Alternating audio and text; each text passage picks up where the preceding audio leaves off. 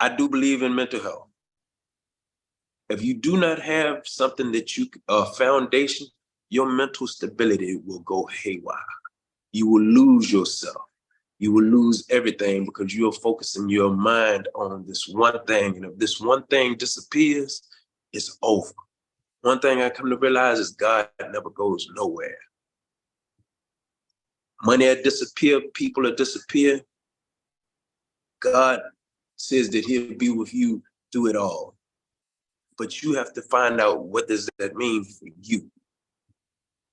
And that's the biggest part of my relationship or my incarceration.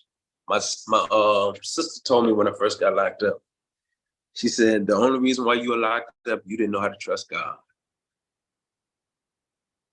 And that blew my mind. I learned how to praise and worship. I learned how to talk to God on a regular basis. If y'all seen me by myself and could literally get a video camera, you probably think I was crazy. But I learned how to trust the process. As I told Latasha, this process will go, everything go according to plan, not your plan, but God's. And it runs smoothly. And that's what I found out. I found out I was God's child. That's who I am. So if you were to, what do you think, your opinion or your observation on others who come home who may not have that same faith that you have and are experiencing the struggles that we're speaking of, as far as this lost sense of identity, trying to find themselves, struggling in relationships, struggling in life as a whole with their mental health? What is the answer as a community, as practitioners, as loved ones? What can be done? Yeah, pretty much.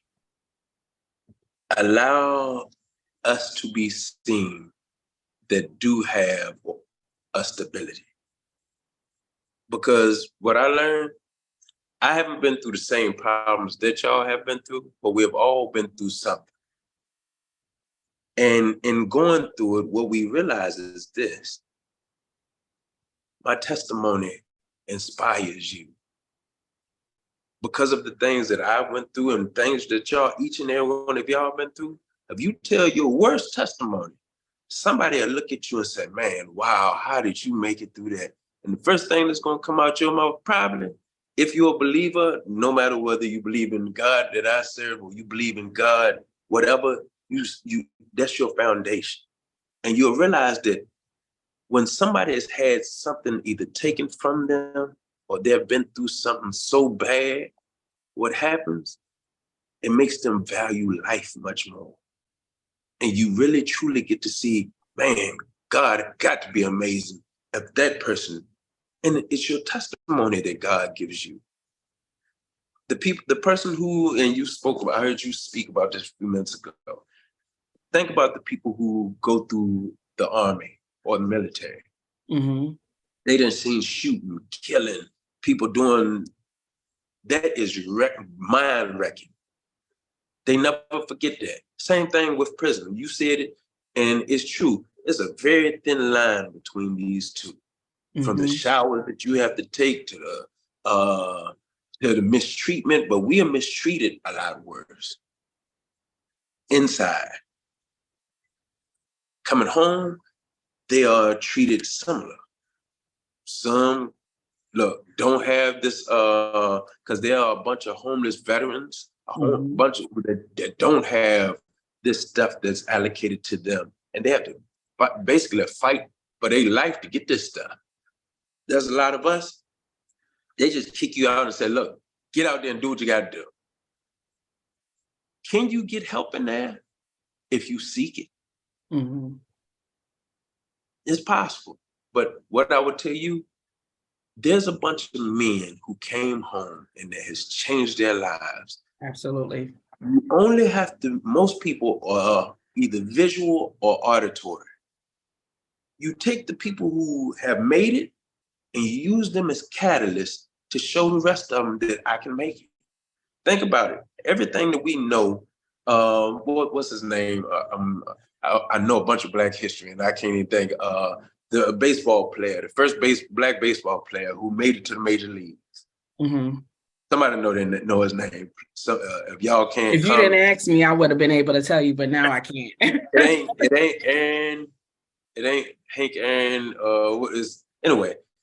Once he did it, Robinson. There you go. Thank you. Thank you. Yeah. Once he done it, guess what? Everybody else know. I can do it.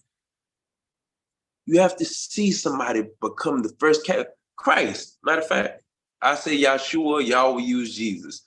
He's supposed to be the first person or the first catalyst that would be who walked and did what he was supposed to do. And we supposed to learn after this.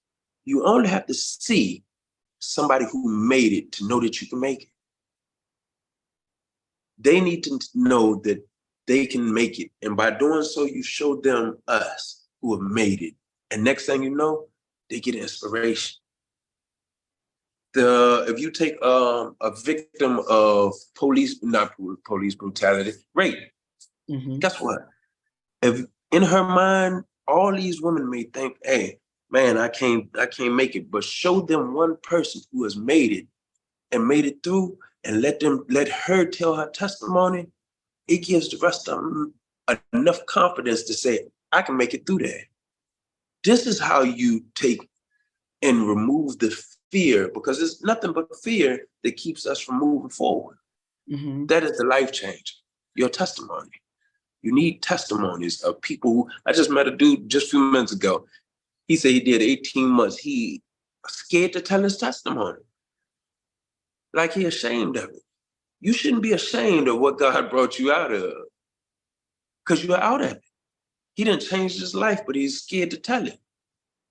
Your testimony is what frees you, but it frees everybody else. It's healing. This is how you heal people. Like a mentorship, right? All of that goes in, because I know I made it. I now have what's the words I'm looking for? The cheat code to make it. And I'm willing to give it away, because this is what God has given me. He allowed me to go through things that I technically didn't have to sell drugs. I wasn't in this type of family. I come from a 2-parent household. Have you seen my parents and seen stuff that I was okay? I learned from poor people who I would say they had to, but I learned their skill, and I'm just good at everything I do. I'm gifted. God bless me. But what I did, I took that and I ended up in prison, but I learned how people in prison live. And I took that, and now I want to not be who I was, but I want to inspire kids. I want to inspire people. And your testimony is how you do so. But it's also, you take this little cheat code that God then gave you, and you give it to everybody else, because life is going, matter of fact, caterpillars turn to butterflies. We don't know, a bunch of them almost get stepped on, but if you don't get stepped on, you won't become. They got to know that they can become the butterfly, but they have to see a butterfly to become it. You know, Carlos, and I often, my brain is always moving and just thinking, and it is what it is, right? And so I've had a thought about the first 48. You know how we hear about, if somebody is missing within they're not found within the first 48 hours, it's a wrap. They say it's right? a wrap. It's a wrap, right? That's typically what we know. And in my observation and my experience with, just dealing, whether I'm mentoring, women who have had, issues, who have been married to someone who's incarcerated, or, the families, however, in that capacity, or someone who was formerly incarcerated, and just having these conversations and these observations that I had. And, unlike Shelly, I'm not a mental health professional. This is just my own personal experience. I find that it's the first 48, right? The first 48 hours upon release is going to determine the trajectory of that individual's path. And not that it can't change, but it's going to determine the trajectory of their path on how they readjust to society within that 48 hours. So, for example, depending on where you go. So if you go head right back to the streets that you came from such and such time ago and get back and immersed in that environment that bred that adverse childhood experience, or, or an extension of the experience in prison, so to speak, then there's that delay, possibly, potentially, in you becoming your best version of yourself, or really finding yourself. So, and once again, it's just an observation, right? But I liken it to the first 48. Where are you going? Where you go within that first 48 hours physically is going to determine where you are going to be mentally as you continue your post incarceration process. I realized something, and I do agree with that too, to a certain extent. Okay. It ain't that I don't disagree. Mm-hmm. The biggest thing is, where's your mindset before you leave? Remember, even the Bible says, as a man thinketh in his heart, so is he. Mm-hmm. If your mind is, like you said, to shift back out there in the first 48, get around those people, what's going to happen? You're going to become it. Mm-hmm. If you can change your mindset, because my mindset was changed there, but it was changed years before. I said a prayer and asked God to give me something that helped me make money so I never had to sell drugs again. God repotted me. Because if you take a little plant and put it in a small pot, it can only grow but this big. Mm-hmm. If you take and repot it, it can grow as big as possible. But if you repot yourself or allow God to reposition, and everybody can't just up and move. But you do have to move here before your body moves. Mm-hmm. Yeah, I wanted to comment on Lynn, just put into the chat. Absolutely. People don't often have much choice about where they go on release. And Mm-hmm. what was going through my head is, was hearing about, the first 48, working in county, I often saw, I'd pull up to work at 4:00 in the morning, and, there would be people walking down the street with a garbage bag by themselves, and, with no money. Assuming they probably have a phone, depending if they had it with them when they went in.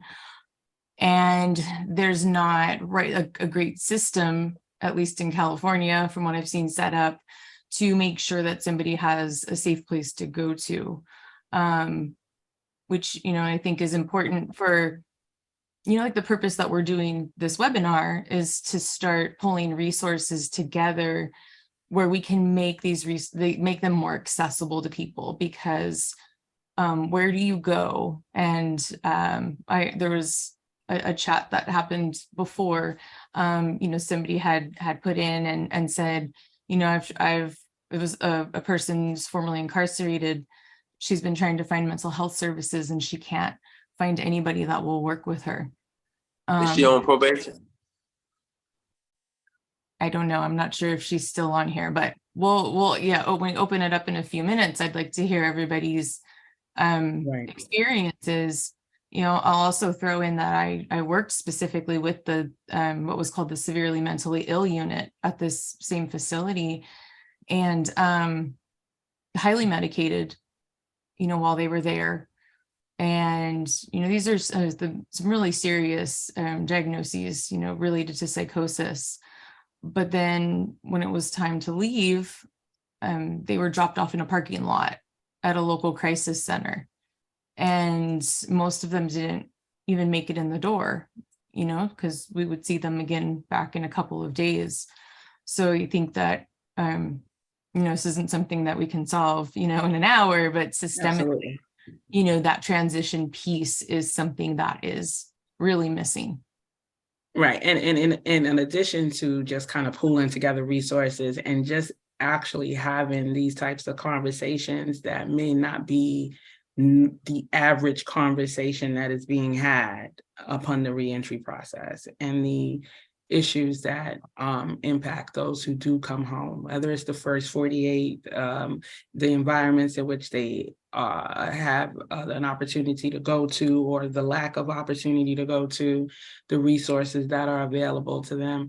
As a community, we need to do better, right? We need to do better for humanity's sake, and recognize that, that second chance is so vital to change the trajectory of an individual's life for the better, because we want to be better, in everything that we do. So real quick, I got something for you. Sure. So in Ohio, they spent $673,000 on a dog shelter. And it's only 11 workers that's going to work there.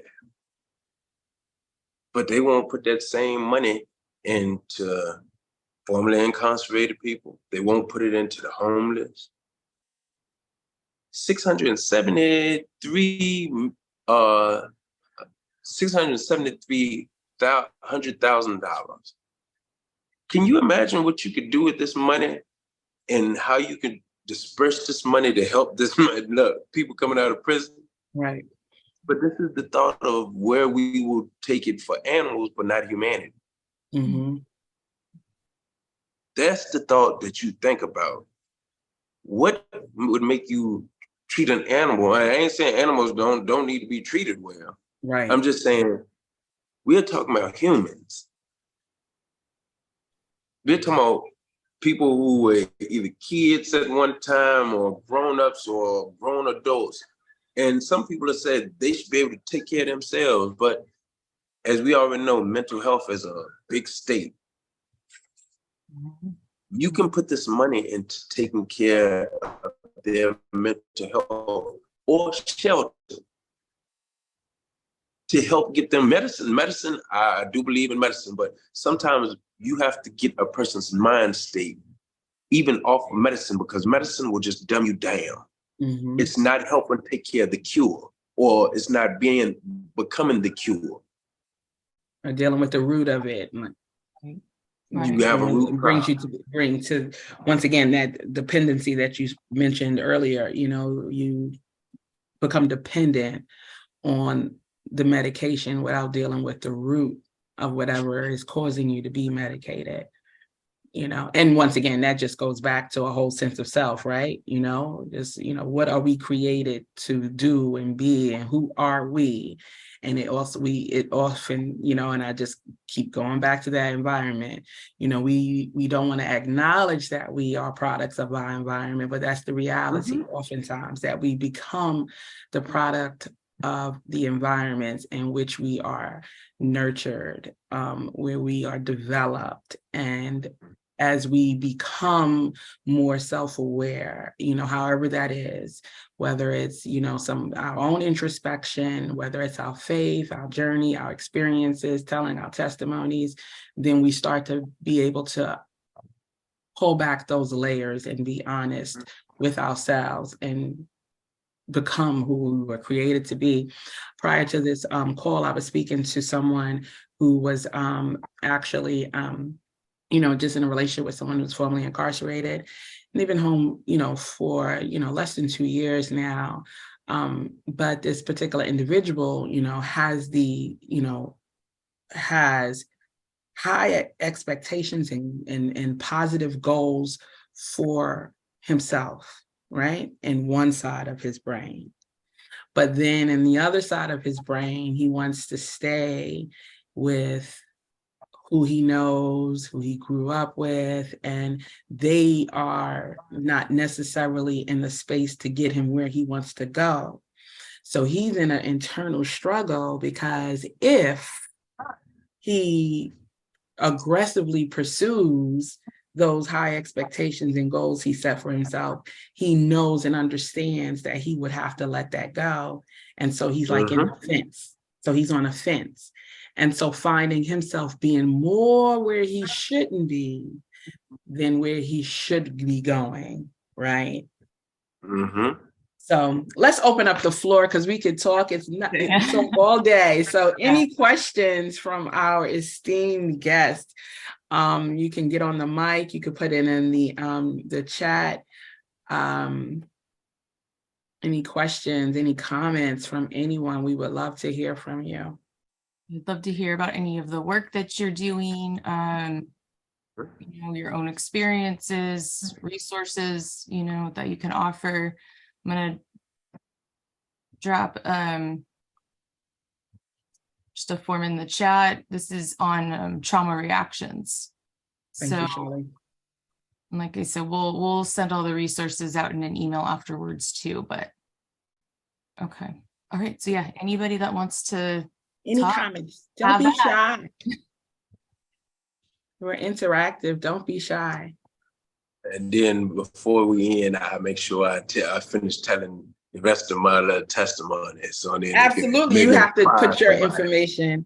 You have to put your information in the chat as well, Carlos, so everybody can find you on your social media and the books that you have. They will be wonderful.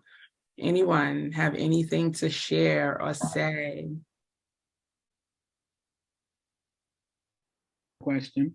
Good evening. Good evening.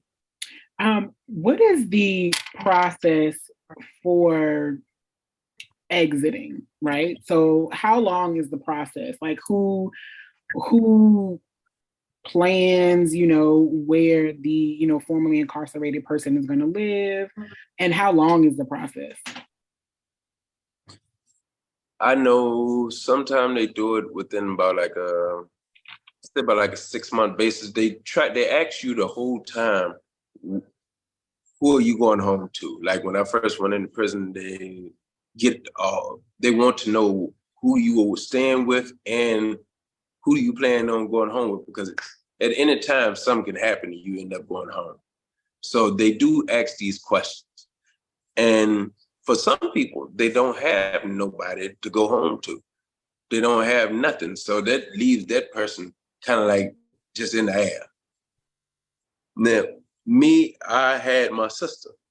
So I ended up moving. I put her on, I made in my mind a long time ago, I wasn't going to go back home. I was going to move to Alexandria with my sister instead of moving back to the country, Southern Virginia, with my father and my mother. And that was just my positioning period. But 6 months before you get ready to leave, especially before your out date, they re-update all this stuff. So they give up is a certain amount of time, and you're talking to your counselor. Your counselor knows supposed to reach out to them, see if you can come there and stay or do any of that stuff. Yeah, and I think. I'm sorry, Carlos, you had something else? No. Yeah, and I think it's pretty uniform across the states. There's this window of time in which you're dealing with your counselor. You have to have a location that you're going to, that they can vet that location, whether it's in the state where the actual prison is, or you use the interstate-state compact to go to a different location. So it just really, really depends. I know a social worker in New York who was needing resources for someone that she was working with who was coming from Rikers, and he didn't have a place to go, and housing, shelter is so limited, almost non-existent in the state of New York for anyone, homeless or coming home from prison.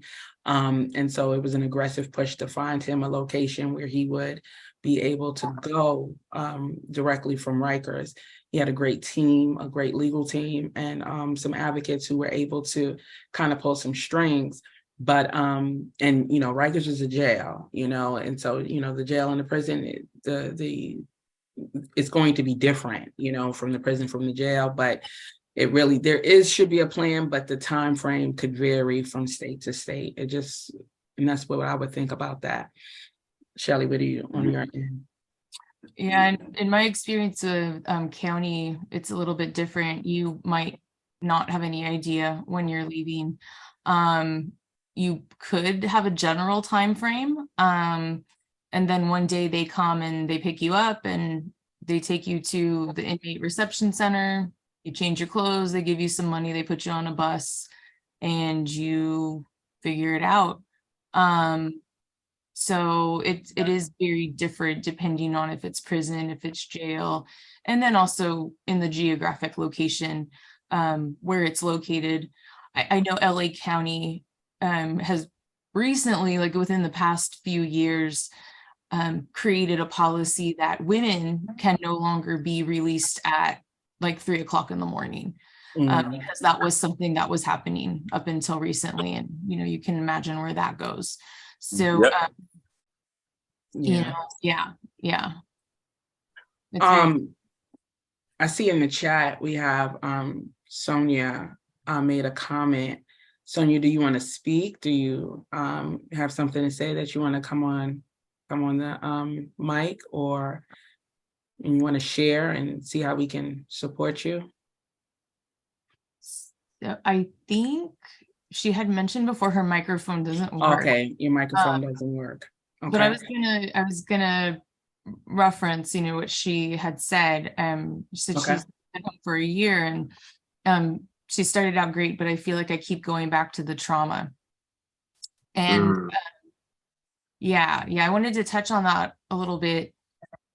With so there's like a couple different types of memories that we can experience. So one type is, like when you think about when you were a kid and you get the picture in your head, that's a memory. But then another type of memory is an emotional memory. And so this is something that's often set off by sensory, like a sensory experience. So you smell something, you see something, you hear something that reminds you of your trauma. And it activates a part of your brain that goes back to that moment. So you re-experience it again. I have a client that I'm working with who her stepdad, who used to molest her, would always eat pancakes with maple syrup. And that's an emotional trigger for her when she intentionally doesn't keep maple syrup in the house, because when she smells it, it takes her back to the moment of that trauma. So, one of the things I encourage my clients to do is to, it's uncomfortable and it's painful, but initially to think about what for you triggers those emotional memories. And then once you identify them, then you can think about, first off, how to avoid them. Like her, she doesn't keep it in the house. If there's a certain area of your neighborhood where things happened, maybe you don't go there anymore. When you can't avoid the trigger to your emotional memory, then how do you cope with it? So kind of to have a plan set up, if I know that I'm going to have to go to this place or see this person or, whatever it might be. Absolutely. How am I going to, what tools do I have to cope? And we mentioned a little earlier is the big difference between avoidance and coping. Coping helps you process, it protects you. And avoidance is where you just avoid feeling. And that's not a good place to be, because or have some negative coping strategies to deal with what you're trying to avoid. Right.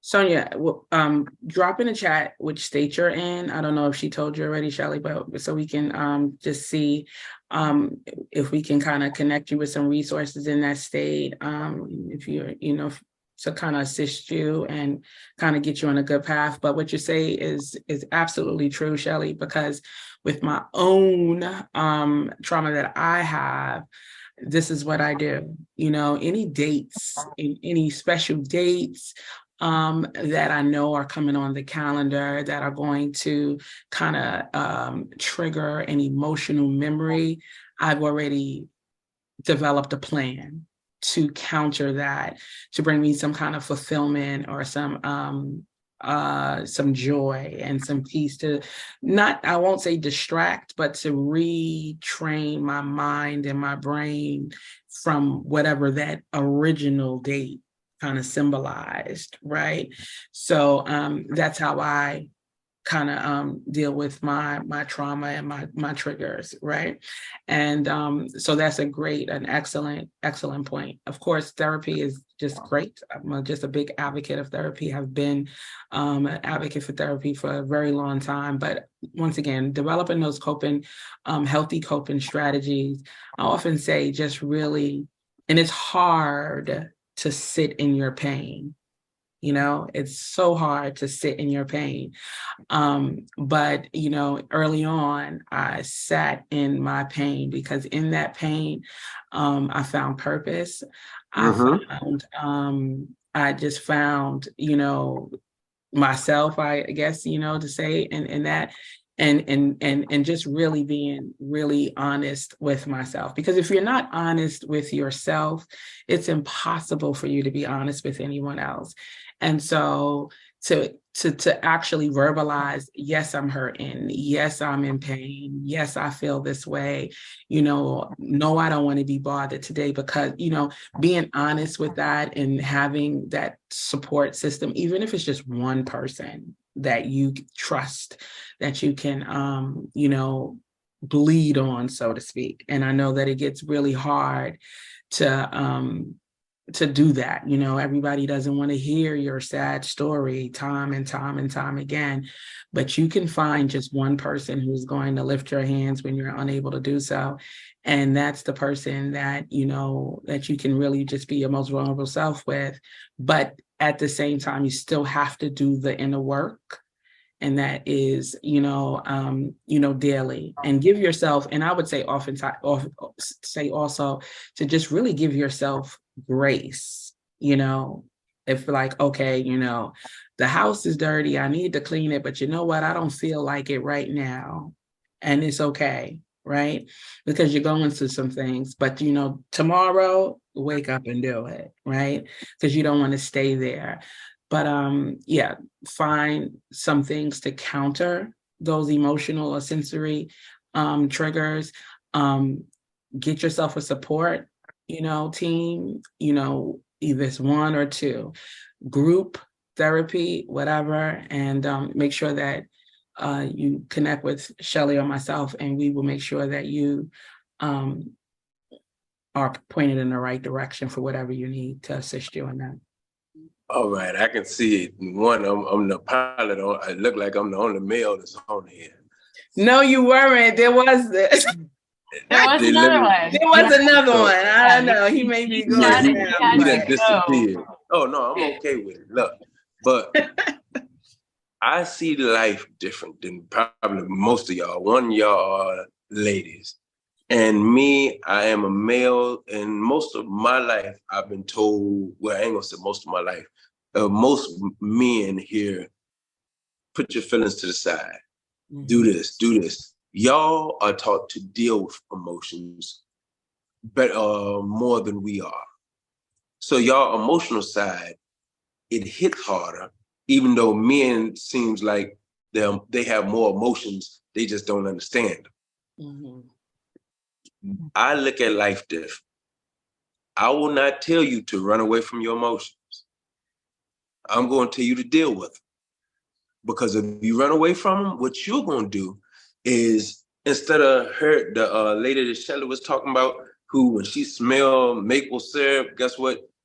It triggers, you're going to have emotions. Mm-hmm. From the day you're born to the day you die. Deal with them. Know them. I had to come, being a man, I used to say, I have emotions, I don't deal with them. Then I realized I'm probably more emotional than either one of y'all that's on this Zoom. Most men are. They don't know how to deal with them. So what I started doing was living in them. Mm-hmm. Not living in them where if I'm sad, I'm just, oh man. No, I know I'm sad, guess what? there's a duty that I still got to do regardless. And I understand you saying the grace. Look, stuff got to get done. I can't stay sad. I learned how to use myself to trigger. Remember, as a man thinketh in his heart, so is he. Mm-hmm. You can change the way you feel. You have to find a way to do it. You have to be able to look and say, you know what? I feel sad, but because a person can come and make you mad right now, right or wrong. And in 5 minutes, you can be happy. Emotions shift. This is true. But you have to find out how to shift it. When I tell you, I learned to just literally allow God to move everything. This is only the way I cope with things and how I pay attention. Both of my parents died since I've been home. Guess what? Nope. Nuh-uh. I was here. Look, I was able to be out of prison. So I got to be with them and enjoy them. I live in that moment. People say, I'm sorry for your loss. I didn't lose anything. I gained time that I would have never had. You have to only be able to see or sow seeds of positivity in yourself. Whether that be, hey, I am a child of God, whether I am great. You have to start pouring these seeds, start listening to things that will take your perspective to a different perspective. Instead of you seeing what went bad, you have to change your perspective and see what went higher. Yes, affirmations. Affirmations. Speak those, but also affirmation would be me saying, man, I'm great. Me just speaking positivity. But what are you listening to? Because normally this is what Tony Evans taught me. He said, what a depressive person do is they get by themselves and they only start speaking bad to themselves. Nothing but negative stuff. Remember who you hear more than you hear anybody is yourself. Mm-hmm. In your mind, you hear yourself. Out your mouth, you hear yourself. Yep, you got to protect your ear and your eye gates. So what you're going to do is now retransform what your translation of how you speak to yourself. Every day, wake up in the morning, look in the mirror and say, yo, I'm great. If you are feeling bad, start talking better to yourself. Mm-hmm. This is how, remember, life and death is in the power of the tongue.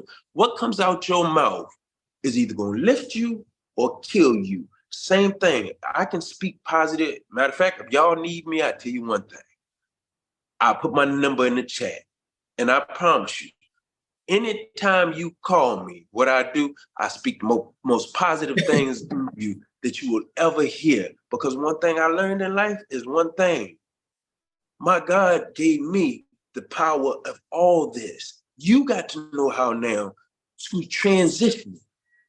You can change the way you feel in an instant, but you got to learn how to do it. It took a while, I promise you. This ain't something that I learned overnight. Sitting in a prison cell, I started listening to gospel music. Music, hey, will change your entire, remember, music sets atmospheres. Think about it. If you put on some love music and you got a husband, more than likely, by the end of that night, something going down. If you put on something that's upbeat, if you go into a church, praise music gonna have you praising. If you don't do nothing, there you go, encourage yourself in the Lord. This is what you're gonna have to do. You're gonna have to take and put on gospel music that lift you up. You're gonna have to put on something to have you upbeat, but something you have to feed your spirit. We are 3-part beings. Look, spiritual, physical, mental. Your spirit runs your mental and your physical, but you have to learn how to move it. If all you sit up there and stay in your mental, you're gonna be down, I can promise you. Because this thing they said the mind can move matter. What they said, mind over matter? It's true. Unless you allow matter to move your mind. So what I need you to do, I promise you, matter of fact, I'm putting it in the chat now. Put my phone number down here. The reason why And I'm I doing it, will concur that you will not leave a phone conversation with Carlos feeling sad. I'm not gonna let you. Because He's one thing not going to let you I be understand, discouraged. God called us to be here for one another. And what that means, my testimony. I use my testimony to inspire. I get on IG every morning at sometime in the morning, I'm gonna inspire a group of people. If don't nobody else jump on my live, I don't care. I'm still gonna talk. I'm gonna talk about God, and I'm going to leave you with something, because this is what we are here for. My brother told me, I know I'm talking too long too, You're but fine. my brother told me, he said, apple trees don't eat apples. People do. And I said, man, that's powerful. And I thought about it. I said, that means you don't eat your testimony. Because if you sit there and you eat your testimony, you're right from inside out. But once you share it with people, once you share what's going on with you, somebody else, or how you came out of something, somebody else will make sure that they come out of it too. We are here to build. Everybody that's on here, if y'all need any, we're a community. We just became one. If y'all need, and I hope everybody's willing to do this. If you need somebody to call them, you don't look, you ain't got to know me. We don't know each other, but guess what? You can share your whole world with me. I'm an open book. I don't mind sharing my entire world with anybody, because what I do know, my world is meant to inspire y'all's world, and y'all's world is meant to inspire mine. We overcome matter of fact, what it says, share your faults one to another. We become better when we learn to love on each other. Look, I love each and every one of y'all. That's a promise. And I'm here for each and every one of y'all. That's a promise. What's her name? Sonia? Sonia, if you need somebody to talk to, I got you. Absolutely. But all of us got you. This is a community, and what we're here to do is build together.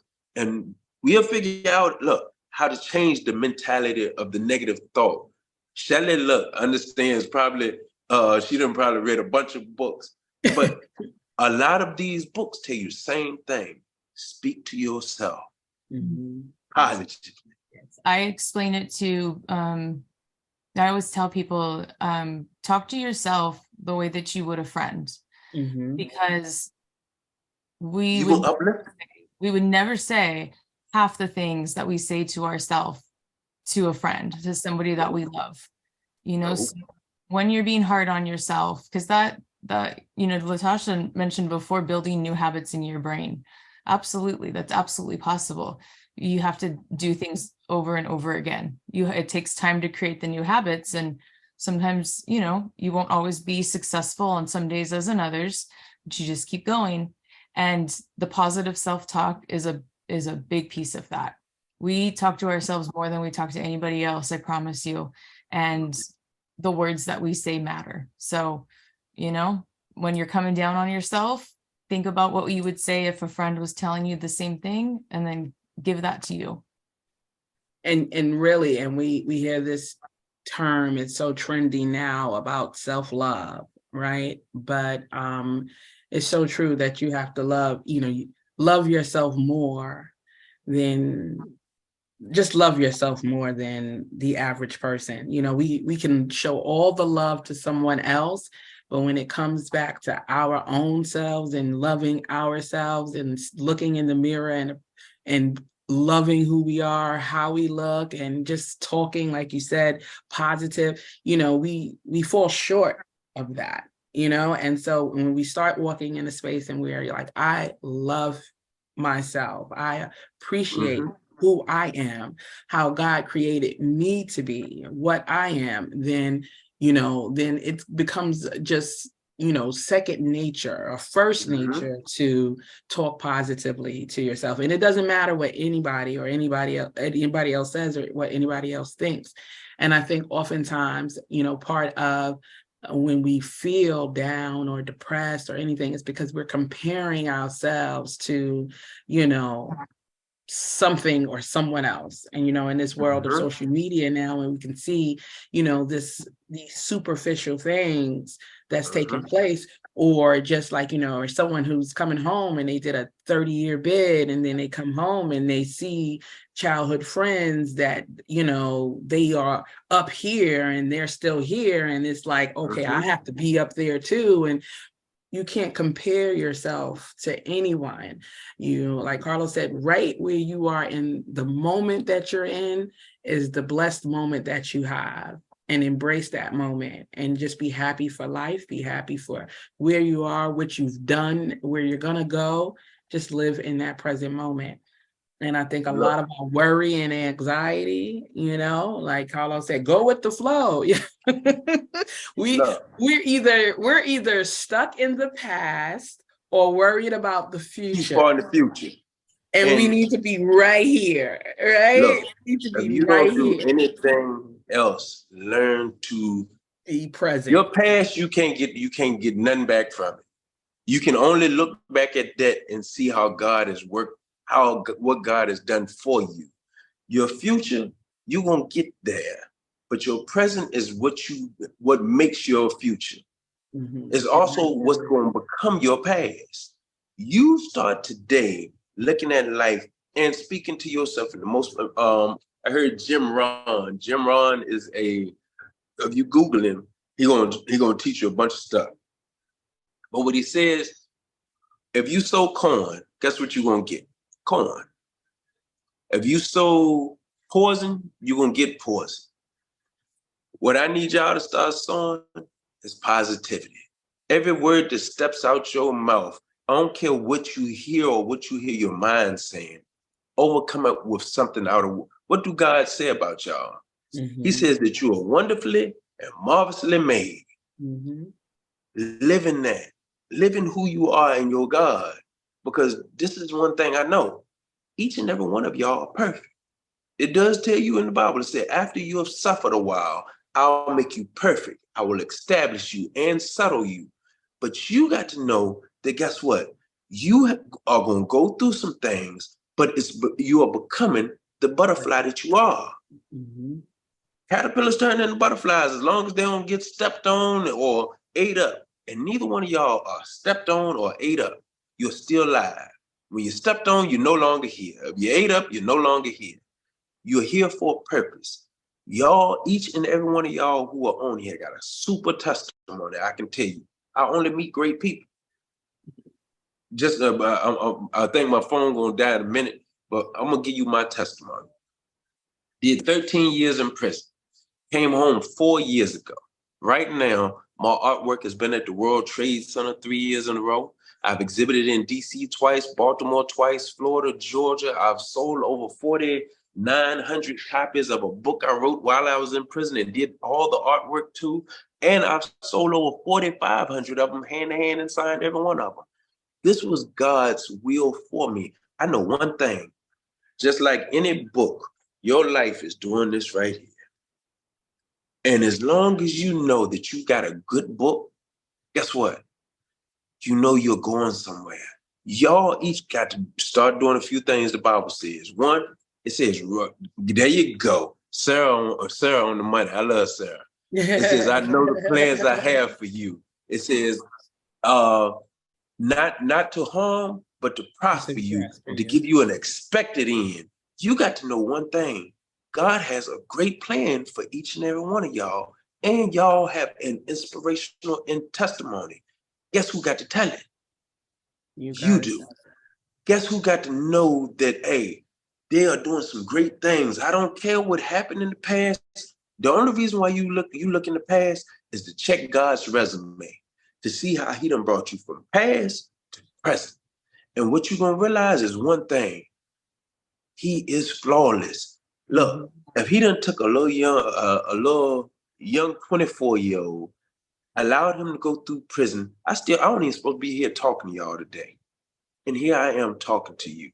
I still supposed to be in prison, according to man, to 2026, to be honest. But then my second date would have been 2023. I've been out for 4 years.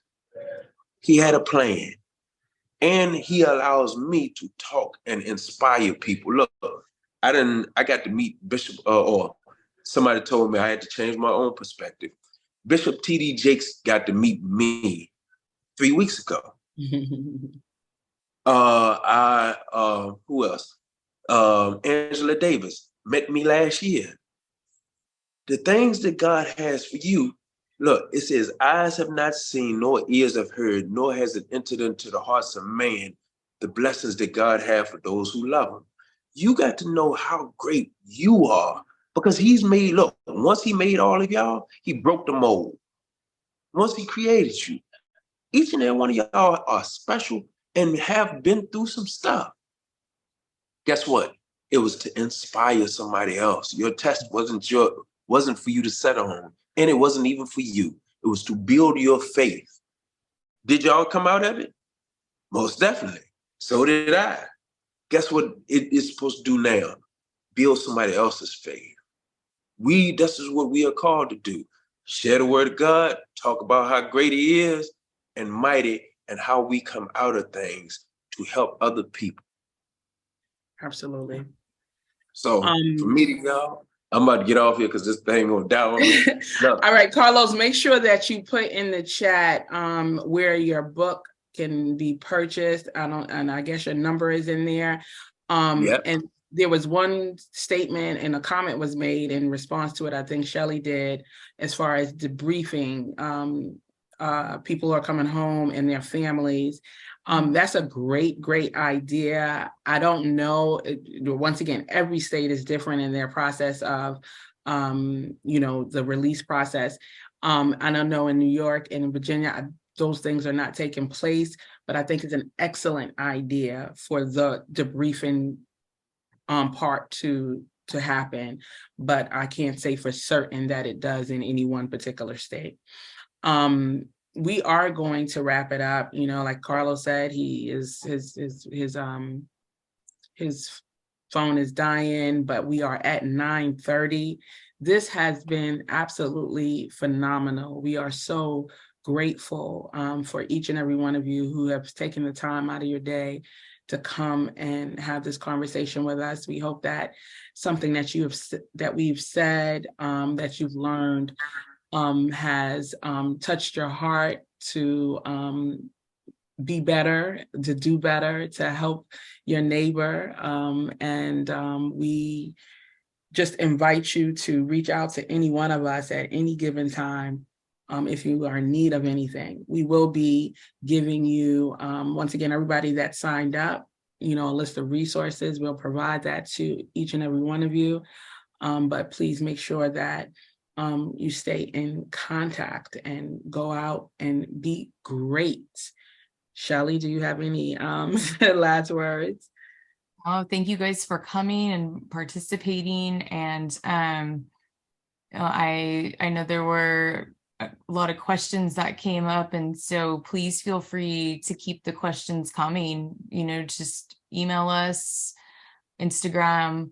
I know Carlos shared his information with everybody, so just reach out anytime. Like Carlos said, we're a community, and building community is one of the most powerful things that we can do. So let's keep it going.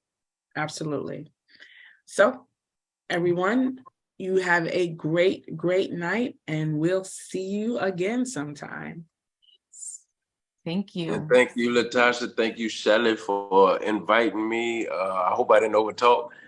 Absolutely not. Carlos, you're just always a pleasure. And we are so glad that you joined us. You did exactly what I knew that you would do. And so you are. We appreciate you so much. We appreciate you so much. Y'all have a perfect night on purpose. All right. Take care. Bye. Thank you, guys.